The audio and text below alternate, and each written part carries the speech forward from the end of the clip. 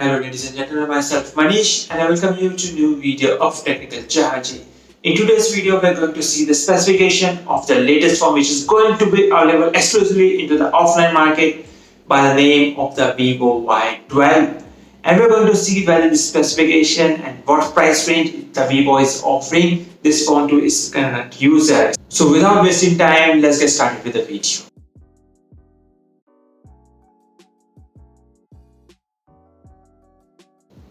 So the VIVO Y12 has now officially launched into India and is coming with your triple rear camera setup of 8 megapixel plus 13 megapixel plus 2 megapixel, and on the front for the selfie levels, which is going to come with your T10 notch on your front display of 6.35 inches. You're going to see the selfie camera of 13 megapixel. It's going to be powered by your Helio processor of P22. The same Helio P22 processor which you have seen in the Realme devices is going to power this VIVO Y12 and on Android 9 on the top of it. Although the phone supports the HD plus the Hello View support, is going to come with a 19.3:9 aspect ratio and the AI powered camera on the back with the triple rear camera setup. The phone will be able to make a good quality photographs. You can click that good quality photographs and upload it on the Instagram. There's no problem in the camera, and it's going to be coming in just the two variants of the colors. The one is of the aqua blue and the second one is the candy red. If I talk about the more of the specification, the RAM is of 4 gigabytes and the data storage of 32 gigabytes, not being enough at the price range of 12,500. I know it's been available into the offline market and a lot of branding and advertising will be done to promote this VIVO Y12.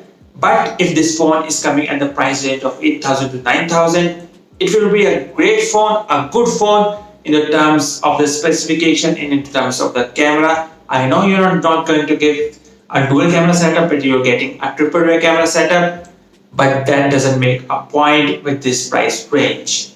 Just a little bit of a 2,000 or a 3,000 higher if you compare with the other phones which is available right now into the market. If you compare with the Realme 3 Pro, it has a better specification, and at this price range, I should recommend you that you should go for the Realme 3 Pro instead of this VIVO Y12. But if you're getting this phone around 9,000, then this phone is very much great. Just a little bit of internal storage problem will be there, but that can be solved with the help of the cloud storage and taking your backup time to time.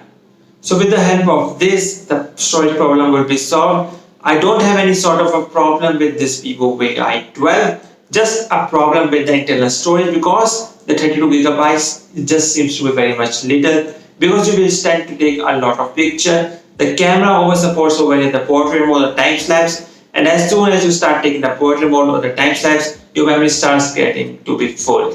And it seems to be like that I spent around 12,500, and at this price range, my memory seems to be very much full. I'm not been able to update any app. I'm not been able to take any sort of pictures. So a lot of problem is going to happen if you take this VIVO Y12.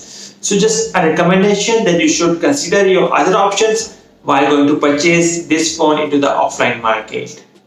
So that's all from this video.